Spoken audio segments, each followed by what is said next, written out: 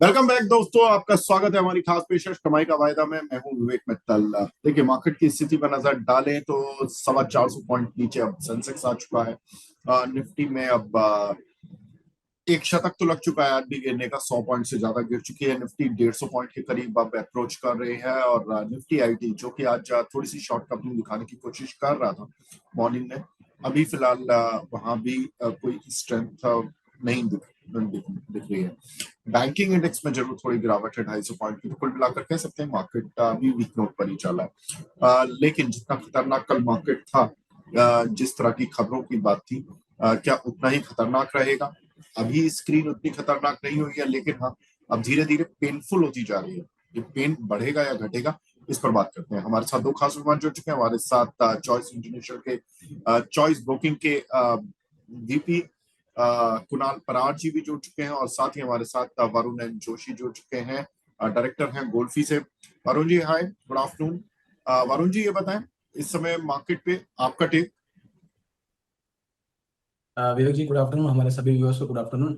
जैसे विवेक जी हम बात कर रहे थे कि मार्केट एक लोअर रेंज में ड्रिफ्ट कर रहा है और काफी इंटरनेशनल खबरों से एक नेगेटिव इम्पैक्ट भी था। तो मार्केट ने एक जो बड़ा सा सपोर्ट था 12 मई के बाद 24,450 के नीचे, आई थिंक 550 के नीचे नहीं गया था, वो एक रेंज तोड़ दी है। और वहां पर एक हमने लास्ट वीक बात की थी, अगर 24,550 अगर ब्रेक करता है तो 24,360 के एक लेवल्स है, जो कि आज ने मार्केट ने 24,387 का एक लो लगाया है। वहां से मार्केट एक जरूर बाउंस बैक कर रहा है। बट विवेक जी देखिए, यहाँ पर काफी ओवरसोल्ड जोन में मार्केट चल रहा है। यहाँ पर एक नई शॉर्ट पोजीशन लेके चलना भी काफी नुकसानकारक हो सकता है। तो यहाँ पर हम वेट एंड वॉच करने की कोशिश करते हैं। अगर मार्केट सेकेंड हाफ में 24,500 550 के ऊपर अगर चलना शुरू करता है, तो वहां पर हमें लग रहा है कि एक अच्छा सा एक शॉर्ट कवरिंग रैली भी आ सकता है। जैसे मैं अभी ऑप्शन का डेटा एनालाइज कर रहा हूँ, तो आप देखेंगे तो 24,400 के पुट साइड काफी शॉर्ट बिल्डअप है, और वहां पर एक काफी बड़ा एक ओपन इंटरेस्ट है, और 24,500 के ऊपर भी एक बड़ा सा एक ओपन इंटरेस्ट बिल्डअप होना शुरू हो चुका है। तो सेकंड हाफ काफी क्रिटिकल रहेगा और हमें देखना पड़ेगा कि मार्केट क्लोजिंग कहाँ पर देता है। दूसरी बात रही बैंकिंग इंडेक्स की। बैंक इंडेक्स आप देखेंगे निफ्टी बैंक, तो कल ही हमारी बात हुई थी कि अगर 55, माफ कीजिएगा, 54,500 के ऊपर देखिए वहां पर एक 54,800 के आसपास एक सपोर्ट है, और 55,500 के ऊपर अगर क्लोजिंग नहीं देता तो वहां पर वापस से गिरावट आ सकती है, जो आज के सत्र में हम देख रहे हैं। और 55,000 का एक लेवल होल्ड करके बैंकिंग इंडेक्स बैठा है। तो सेकंड हाफ मेरे लिए काफी एक क्रिटिकल जोन रहेगा। अगर हम 24,500 550 के ऊपर क्लोजिंग देने में सफल होता है, तो मुझे लग रहा है जो भी एक नेगेटिव न्यूज इम्पैक्ट आता ओवरनाइट, वो हमने ऑब्जर्व कर लिया है, और मार्केट एक नई चाल के लिए तैयार हो सकता है। ठीक है। वरुण जी, अपनी कॉल्स का पुराने जो कॉल्स हैं उनका रिव्यू कर दीजिए। कौन सी कॉल्स है? क्योंकि कल आपने एक तो निफ्टी की कॉल बताई थी, निफ्टी का एक स्प्रेड बताया था। एक आपकी हीरो मोटो कॉप की कॉल काफी शानदार चली है, रिजल्ट्स आए हैं, उसका इम्पैक्ट हमें देखने के लिए मिला। और तीसरा जीएसडब्ल्यू स्टील, तीनों पर रिव्यू सर। विवेक जी हमारी कल हमने एक एक्सपेक्टेशन रखा था कि मार्केट पे एक शॉर्ट कवरिंग आ सकती है, और हम मान रहे थे कि एक्सपायरी करीबन 24,750 के आसपास हो सकती है। अभी भी आई थिंक मार्केट के अंदर 3 साढ़े 3 घंटे भी बाकी है कामकाज के। हम एक्सपेक्ट कर रहे हैं कि अगर 24,650 तक भी आएगा मार्केट, तो हमारा जो यहाँ पर जो हमने लॉस सोचा था, या जो हमारी पोजिशन है वहां पर कुछ लॉस नहीं होगा, और वो ब्रेक इवन हो जाएगी। अभी हाल फिलहाल जो स्ट्रेटेजी हमने करी थी उसके अंदर आई थिंक 1,200 रुपीज का एक लॉस चल रहा है। ऐसे ही हम एक्सपेक्ट करेंगे, अगर एक्सपायरी नहीं होती तो हमने एक फिक्स्ड लॉस लेके ही चले थे 2,500 के आसपास का, तो वो लॉस हो जाएगा। अगर मार्केट के अंदर सेकंड हाफ में शॉर्ट कवरिंग आई और 650, 24,625 से 650 पर भी क्लोजिंग आया, तो यहाँ पर आपका पोजिशन ब्रेक इवन हो जाएगी। दूसरी बात करेंगे हीरो मोटोकॉर्प का कॉल हमने 4450 के आसपास दिया था। और आप देखेंगे जो भी टेक्निकल फॉलो करते हैं, जो भी हमारे दर्शक या इन्वेस्टर्स, तो देखेंगे तो एक परफेक्ट डाउ थियरी के हिसाब से हीरो मोटोकॉर्प ने यहाँ पर ट्रेड दिखाई थी कि आपने ब्रेकआउट दिया स्टॉक में। विवेक जी, दो प्रकार के इन्वेस्टर्स होते हैं, ट्रेडर्स होते हैं, जो एक ब्रेकआउट में आप काम करते हैं या दूसरा रिटेस्ट पे काम करते हैं। जो दूसरे प्रकार के ट्रेडर्स थे जो ब्रेकआउट पर रिटेस्ट पर काम करते हैं, तो आज उनके पास एकदम से अच्छा मौका था। मॉर्निंग में रिजल्ट के रिएक्शन के बाद हीरो मोटो कप अच्छे लेवल्स पे मिल रहा था, और ब्रेकआउट रिट्रेस करके आप देखेंगे तो करीबन करीबन वो 2 दिन का हाई क्रॉस करने की तैयारी कर रहा है। काफी अच्छा स्ट्रक्चर बन रहा है हीरो मोटोकॉर्प का। यहाँ से अगर ब्रेकआउट देता है तो यहाँ से और आगे तेजी बन सकती है। हमारे जो टारगेट्स है लॉन्ग टर्म के लिए या थोड़ा शॉर्ट टर्म हम स्विंग ट्रेडिंग के लिए 4800 और 5000 वो बरकरार है। और आपका स्टॉप लॉस आप अगर चाहे तो थोड़ा आप ट्रेल कर सकते हैं ऊपर की तरफ। जो इनिशियल स्टॉप लॉस था 4250 का, आज के लो का एक स्टॉप लॉस मेंटेन करिए और पोजीशन में बने रहिए। दूसरा हमारा एक कॉल था जेएसडब्ल्यू स्टील पर। जेएसडब्ल्यू स्टील भी लगातार 3 दिन से एक ही जोन में कंसोलिडेट कर रहा है। 1040 1045 का एक लो मेंटेन कर रहा है वहां पर एक लोअर एंड पर। और 1050 1055 1060 के ऊपर एक कंसोलिडेशन जोन में काम कर रहा है। जैसे ही 1060 1065 क्रॉस करेगा लेवल और मार्केट थोड़ा सपोर्ट करेगा, मुझे लगता है यहाँ पर काफी बड़ी तेजी बनेगी। 1100 1150 के टारगेट आ सकते हैं विवेक जी। ठीक है। तो जेएसडब्ल्यू स्टील यहाँ पर अभी भी स्ट्रेंथ बनी हुई है। और बिल्कुल हमने देखा भी कि जहां से हमने कॉल वरुण जी ने मतलब कॉल इनिशिएट की थी और हमने इस कॉल को देखा, वहां से इतना मार्केट में कार्नेज आ गया। अभी तक ये काउंटर बहुत अच्छी स्ट्रेंथ दिखा रहा है। और हीरो मोटोकॉर्प में तो ऑलमोस्ट बेहतरीन प्रदर्शन हमें देखने के लिए मिला ही है। और निफ्टी की जो कॉल थी, जो कल स्प्रेड बताया था, उसमें हमने देखा है कि इसमें मतलब एक हीरो या जीरो का ऑफ ट्रेड था, जिसमें कि हम एक हेजिंग के साथ गए थे। और उसमें हमने किया क्या था कि 24,700 की कॉल प्लस की थी। और 24 नहीं सर, नहीं, मैं पूरा ट्रेड एक बता बार देता हूँ। वरुण ट्वेंटी जी, फोर हाँ सिक्स दोबारा बता ट्वेंटी दीजिए। जी जी 24,600 का हमने कॉल बाय किया था। 24,750 के हमने दो कॉल शॉर्ट किए थे और 24,900 का एक कॉल हमने 900 बाय का। किया था, वो प्रोटेक्शन था। तो वो पोजीशन अभी वैसे ही है। अगर आपने जैसे बताया कि अगर निफ्टी रैली नहीं करती, शॉर्ट कवरिंग नहीं आता, तो हीरो जीरो जो 2500 का जो फिक्स लॉस था वो आएगा। अगर 24,750 के आसपास क्लोजिंग आता है तो 10,000 के आसपास हमें एक का प्रॉफिट मिल सकता है, मैक्स प्रॉफिट। तो वरुण जी अब बने रहना, क्योंकि आज आखिरी दिन है, क्योंकि वीकली एक्सपायरी है। जी बिल्कुल विवेक जी, बने रहेंगे क्योंकि एक जो डाउन ट्रेंड था और हमें पता था कि मार्केट डाउन ट्रेंड में ड्रिफ्ट कर रहा है। हम एक्सपेक्ट कर रहे थे कॉन्ट्रा ट्रेड था, तो एक फिक्स स्टॉप लॉस से इसीलिए गए थे क्योंकि हमने नेकेड कॉल या कुछ हमने बाय नहीं किया था फ्यूचर्स। क्योंकि हमें पता था कि मार्केट शायद हो सकता है ड्रिफ्ट लोअर हो जाए, क्योंकि एक लगातार एक जो एक लो रेंज ऑफ द रेंज था वहां पर ही मार्केट हिट कर रहा था बार बार। तो हो सकता है एक पैनिक लो लग जाए। आज मॉर्निंग में वैसा ही हुआ है। तो अगर शॉर्ट कवरिंग आती है रैली तब हम प्रॉफिट बना सकते हैं, नहीं तो यहाँ पर वो पोजीशन 2500 लॉस में क्लोज हो जाएगी। ठीक है। अब दर्शकों के सवाल लेना शुरू करते हैं। वरुण जी, कोई कॉल इनिशिएट करना चाहते हैं, नई कॉल? नहीं विवेक जी, आज एक्सपायरी डे है और काफी थोड़ा चॉपी डे रह सकता है, तो हम जो हमारी हीरो मोटोकॉर्प और जेएसडब्ल्यू स्टील है उसी पर कायम रहेंगे, नई कोई इनिशिएट नहीं करेंगे कॉल आज।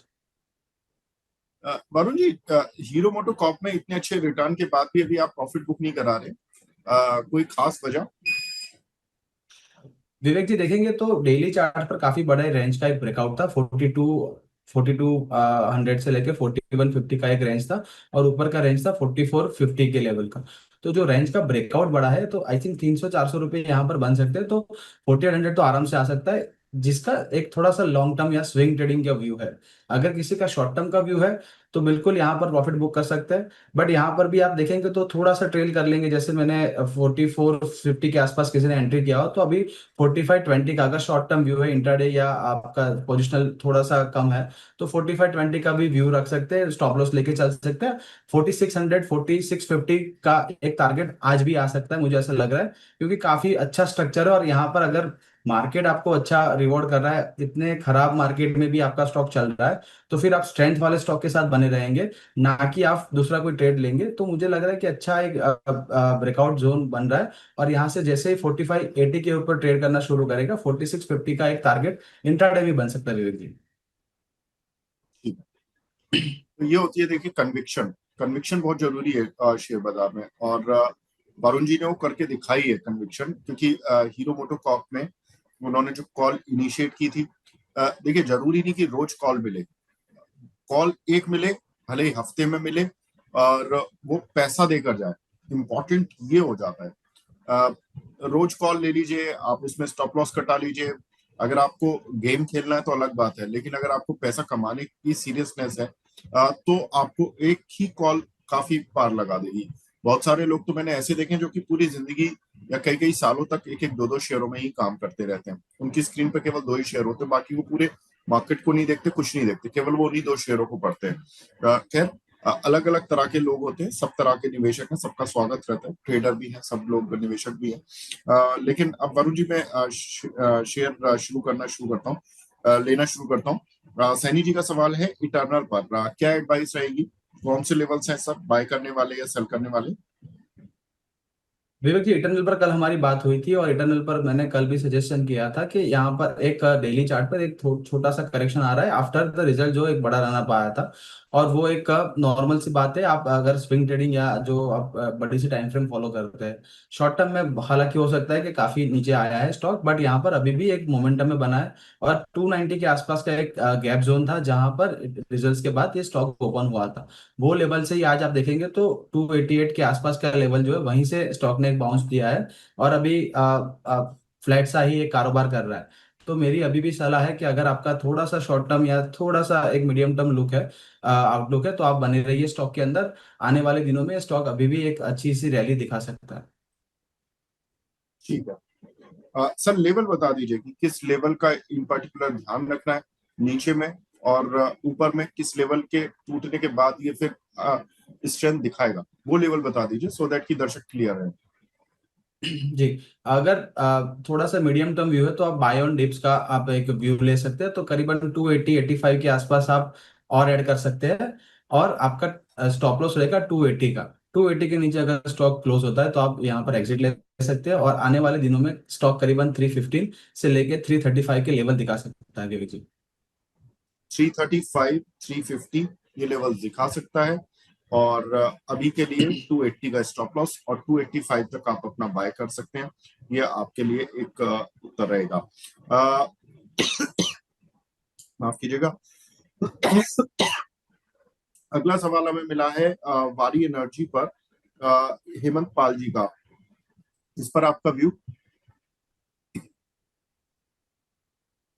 वारी एनर्जी का जैसे वेग में चार्ट देख रहा हूँ तो काफी डेटा है नहीं, क्योंकि आई थिंक ये रिसेंटली लिस्टेड स्टॉक है।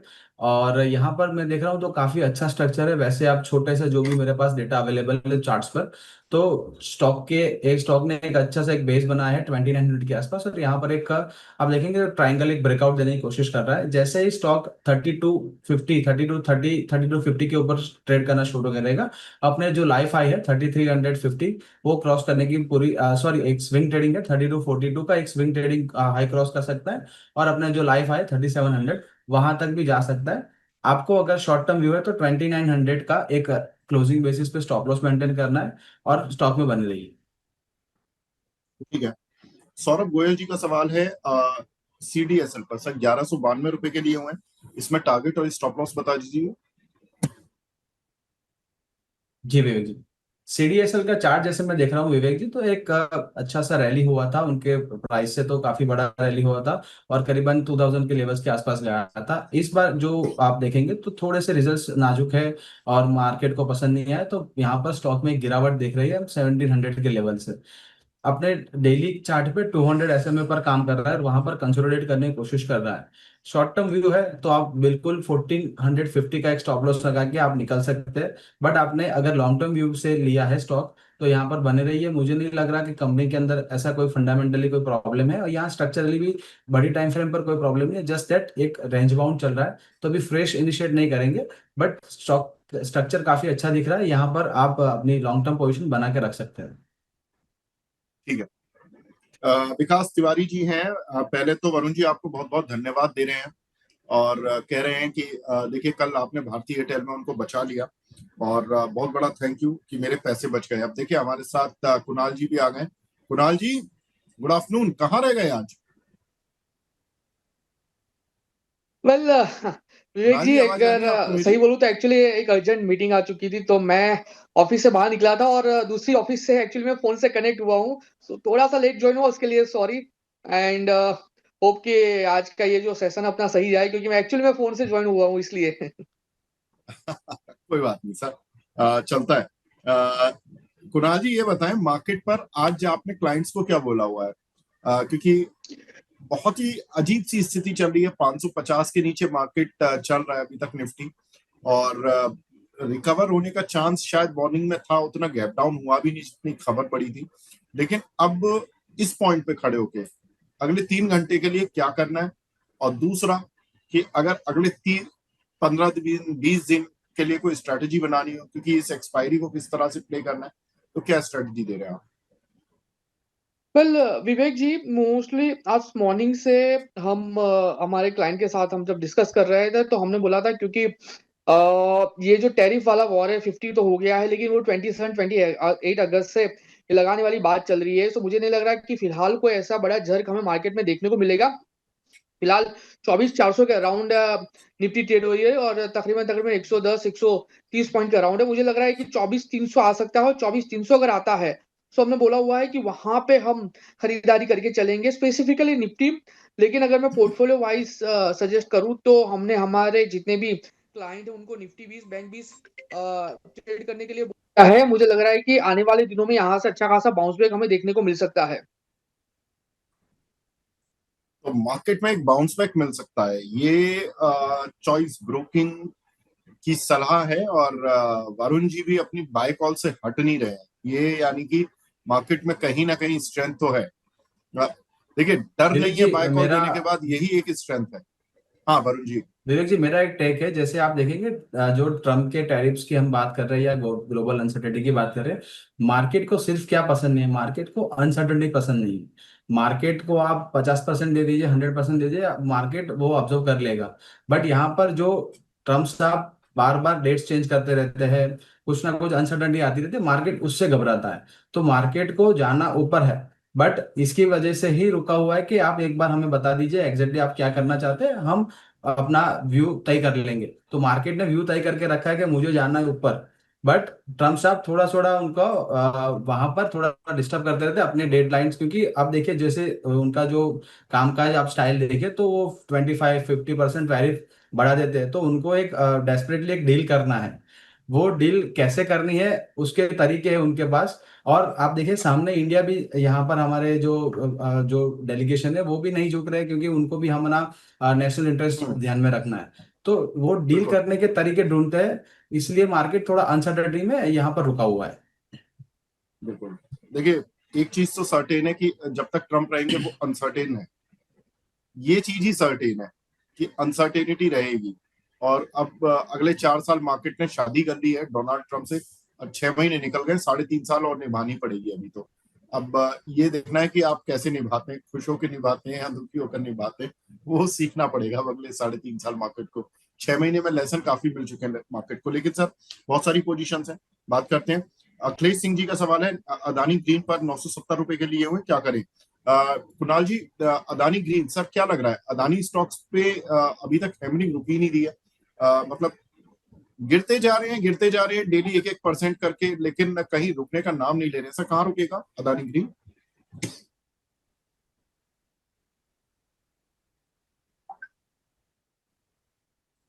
कुणाल जी को लग रहा है कि फिर शायद कनेक्शन एरर आ रहा है। वरुण जी, आपका टेक अदानी ग्रीन पर?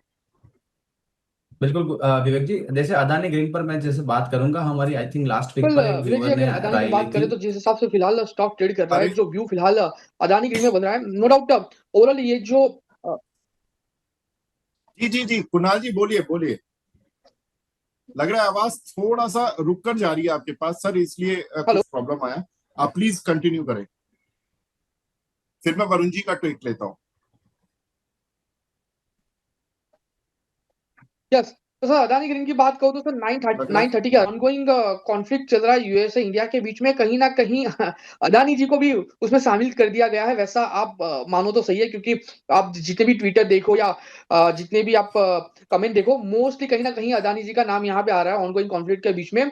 तो कहीं ना कहीं एक नेगेटिव सेंटीमेंट फिलहाल क्रिएट हुआ हुआ है। लेकिन मैं इतना जरूर कहूंगा कि अगर ये जो स्टॉक आपने लिया हुआ है, अगर ये लॉन्ग टर्म के लिए लिया हुआ है, तो मैं फिलहाल होल्ड करके चलने की सलाह दूंगा, क्योंकि स्टॉक ओवरसोल्ड में है और काफी अच्छे सपोर्ट के पास है। यहां से हमें बाउंस बैक देखने को मिल सकता है, और बाउंस बैक में स्टॉक आपको 1150 से 1200 तक के भी लेवल दिखा सकता है। तो फिलहाल जो व्यू है, होल्ड करके चलने की ही सलाह रहेगी अदानी ग्रीन में। सर सपोर्ट क्या है इसका? तो इसका जो सपोर्ट आ रहा है फिलहाल, इसका जो सपोर्ट आ रहा है फिलहाल, वो हमारा 880 के अराउंड का सपोर्ट आ रहा है, जो प्रीवियसली अदानी ग्रीन ने सपोर्ट लिया था पर वहां से अच्छा खासा बाउंस बैक दिखाया था। ठीक है, तो सपोर्ट भी थोड़ा दूर है, लेकिन हाँ टारगेट भी अच्छे खासे दिए हुए हैं, 1100 1200।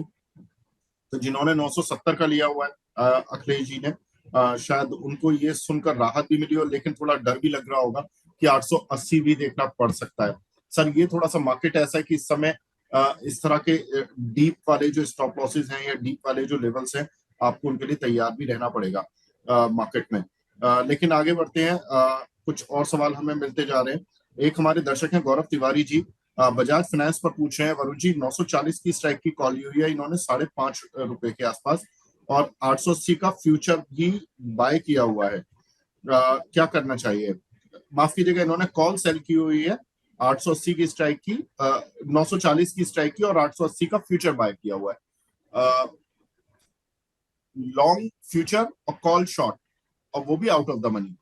अब बताइए वरुण जी, क्या करना है बजाज फाइनेंस? अगर 880 के आसपास का उनका बाय प्राइस है फ्यूचर का, और उन्होंने 940 की कॉल ₹6 के आसपास जब सेल करी है, तो उनका जो नेट कॉस्ट आएगा वो करीबन 872 के आसपास आएगा।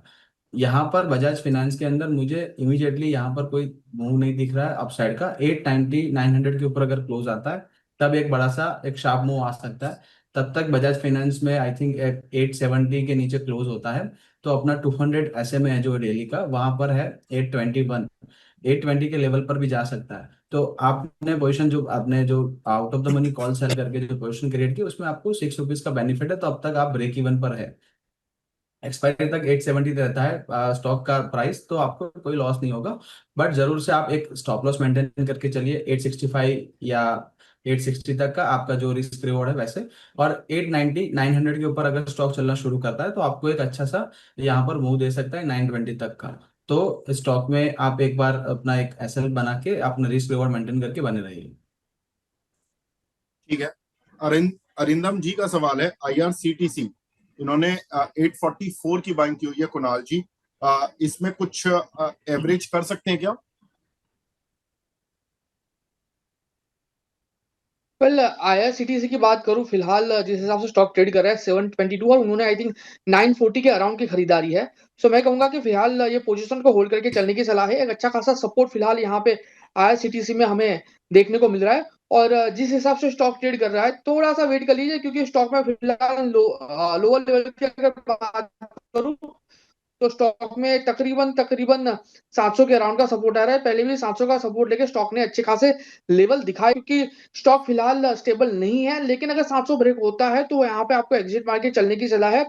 700 का स्ट्रिक्ट एसएल आपको मेंटेन करना है। एवरेज अभी फिलहाल थोड़ा सा दूर रही है।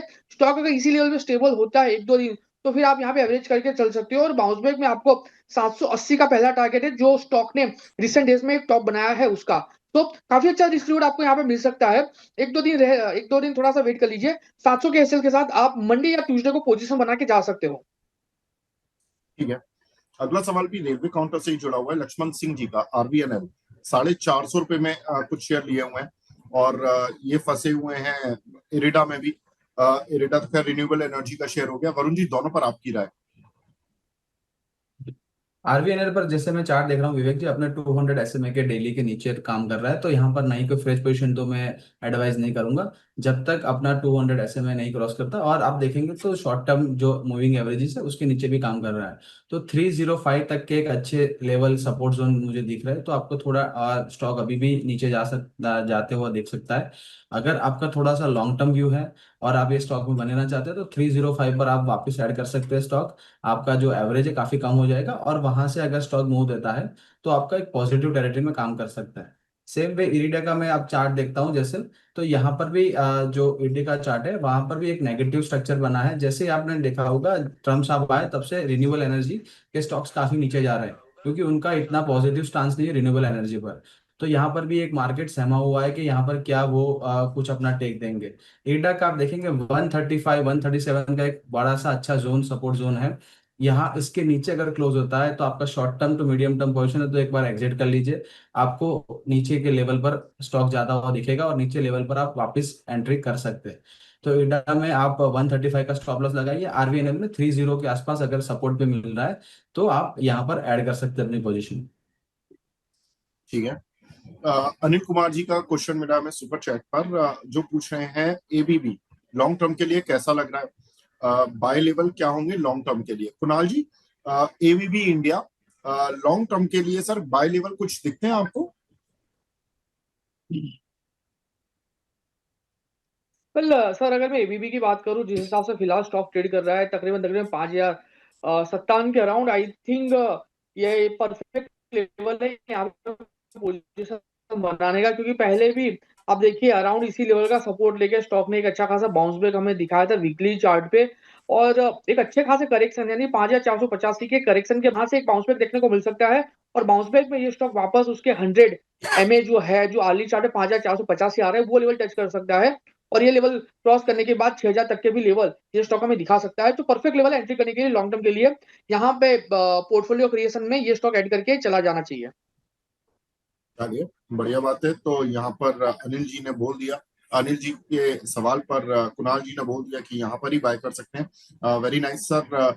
एक हमारे दर्शक हैं कमलेश भट्ट साहब, नमस्कार कमलेश जी। पहले तो आपको वरुण जी, इनके पास सीमेंस की 3250 की स्ट्राइक की कॉल पड़ी हुई है 38 रुपए 25 पैसे के भाव पर, होल्ड करें या सेल? जी विवेक जी, विवेक जी, मैं सीमेंस का जो चार्ट देख रहा हूँ, तो आप देखेंगे अर्निंग्स उनका आई थिंक ड्यू है, आज कल आएगा अर्निंग्स। तो एक बार आप वेट कर लीजिए क्योंकि अर्निंग्स में आप देखेंगे तो एक 2-3 दिन पहले एक जो स्विंग लो लगाया था, वहां से स्टॉक ने एक अच्छा एक रिएक्शन दिया है। तो हो सकता है अर्निंग्स में एक पॉजिटिव सरप्राइज हो। तो अर्निंग्स पे आप बने रहिए। अगर 3020 के नीचे क्लोज होता है स्टॉक, तो आप एक बार एक्सिट कर सकते हैं। बट यहाँ से अर्निंग्स में कुछ पॉजिटिविटी आई तो ये स्टॉक 3170 तक भी जा सकता है। तो अर्निंग्स तक वेट कर लीजिए कल तक का। अगर अर्निंग्स पर स्टॉक कुछ मूव नहीं कर रहा है तो आप तुरंत एग्जिट ले लीजिए, क्योंकि अर्निंग्स के बाद एक इवेंट के बाद जनरली ऑप्शंस के प्राइस देखिए होना शुरू होता है, क्योंकि आईवी क्रैश होती है। तो अर्निंग्स आप वेट कर लीजिए। अर्निंग्स में अगर स्टॉक मूव नहीं करता है तो आप एग्जिट ले लीजिए। ठीक है। कुणाल जी, आपकी तरफ से कोई कॉल है क्या आज? फिलहाल विवेक जी, आज मेरी ओर से कोई कॉल नहीं है, लेकिन मैं दो कॉल का अपडेट देता हूँ। लास्ट टाइम हमने एक कवर पुट दिया था जहां पे हमने टाटा मोटर्स की बात की थी। टाटा मोटर्स में आज हमें अच्छी खासी गिरावट हमें देखने को मिल रही है। उसके बेस पे तकरीबन तकरीबन हमने जो स्ट्रेटेजी सजेस्ट की थी वहां पे 5,500-6,000 का प्रॉफिट हो रहा है। और रिसेंटली हमने टाइटन के ऊपर भी कवर कॉल की स्ट्रेटेजीज दी थी। अच्छी खासी रैली हमें टाइटन्स में देखने को मिली है। 3450 3440 के अराउंड ये स्टॉक ट्रेड कर रहा है, और वहां पे भी हमें 6,500-7,000 का प्रॉफिट देखने को मिल रहा है। तो ये दो स्टॉक का अपडेट है। फिलहाल मेरी ओर से कोई नई स्ट्रेटेजी नहीं है। अच्छा, तो टाइटन में, हाँ, आपने टाइटन में बड़ी अच्छी स्ट्रेटेजी दी थी सर, उस दिन ही प्रॉफिट बन गया था। और आप मैं बल्कि आप आए नहीं 1-2 दिन, तो मैं भी पूछना आज आपसे भूल गया था कि टाइटन में करना क्या एग्जैक्टली। तो सर अभी बने रहे उस स्ट्रेटेजी नाउ के साथ, या अभी प्रॉफिट बुक करके और निकल जाए?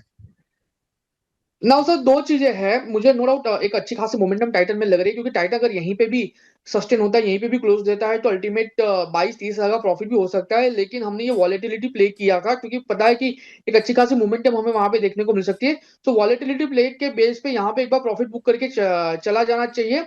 और सामने हमने टाटा मोटर्स की भी बात की थी। अगेन हमारा टारगेट तो नहीं आया, लेकिन अगेन हमने वेगा के ऊपर प्ले किया था पूरा का पूरा स्ट्रेटेजी। तो वहां पे भी अच्छा खासा प्रॉफिट मिल रहा है, तो वहां पे भी एक बार प्रॉफिट बुकिंग करके चलने की सलाह रहेगी। ठीक है। तो टाइटन में सर ने मोमेंटम बता दिया कि किस तरह से प्ले करना है। और अभी कुणाल जी की तरफ से कोई नई बाय कॉल नहीं है। और वरुण जी ने भी बोल दिया कि मेरी 2 कॉल खुली हुई हैं। और निफ्टी की कॉल जो कल सर ने स्ट्रेटेजी बनाया था, स्प्रेड बनाया था, वो इंटैक्ट है। आप चाहें तो उसको एक्सपायरी तक, आज की एक्सपायरी का है तो आज की एक्सपायरी तक लास्ट तक प्ले कर ले, क्योंकि वो मार्केट के बाउंस बैक पर ही पैसे देगा। और नहीं भी अगर आपको चाहिए तो आप यहाँ भी स्क्वायर ऑफ कर लेंगे, तो आपको कोई नुकसान एज सच होगा नहीं, क्योंकि वो स्प्रेड इतना हेज्ड था। तो ये कल की स्ट्रैटेजी जो वरुण जी ने बताया, उस पर वो इंटैक्ट है। हीरो मोटोकॉर्प में ऑलरेडी प्रॉफिट आ रहा है, अच्छा खासा प्रॉफिट आ रहा है। लेकिन वरुण जी कह रहे हैं कि नहीं, मैं तो अभी और प्रॉफिट दिलवाऊंगा। तो वरुण जी के साथ हम जाएंगे। अच्छी बात है कि प्रॉफिट मिल रहा है, लेकिन वरुण जी की कन्विक्शन है तो हम उसके साथ जाएंगे। जेएसडब्ल्यू स्टील, पैसा मिल रहा है, लेकिन अभी वरुण जी कह रहे हैं नहीं, यहाँ से और ऊपर जाएगा तो वहां भी पैसा दिलवाएंगे। तो अभी 2 कॉल उनकी खुली हुई है। और ऐसे मार्केट में भी बाय साइड पर कॉल से पैसा कमाना, ये बड़ी बात है। और कुणाल जी की शानदार कॉल टाइटन। देखिए हमारे दोनों ही गेस्ट ने धुआंधार कॉल दी हैं और दोनों में ही पैसा बन रहा है। वरुण जी, कुणाल जी, बहुत बढ़िया लगा। ऐसे मार्केट में खास तौर से बाय कॉल पर पैसा कमाना बड़ी बात है सर। बहुत बहुत शुक्रिया हमसे जुड़ने के लिए, हमारे दर्शकों को इसी तरह गाइड करने के लिए। Thank you very much. Thank you. Thank you. जी विवेक जी, एक डिस्क्लेमर है खाली। जो भी हमारी जो स्टॉक्स पर बात हुई वो कंपनी या कंपनी के मॉडल पोर्टफोलियो का पार्ट हो सकते हैं। आप जानते हैं कि investment in market are subject to market risk, तो आप अपने इमीडिएट जो फाइनेंशियल सलाहकार है उनसे बात करके ही आप इन्वेस्ट करें। और जो भी पास्ट परफॉर्मेंस है वो फ्यूचर परफॉर्मेंस की गारंटी नहीं दे रहा, वो आप ध्यान रखें।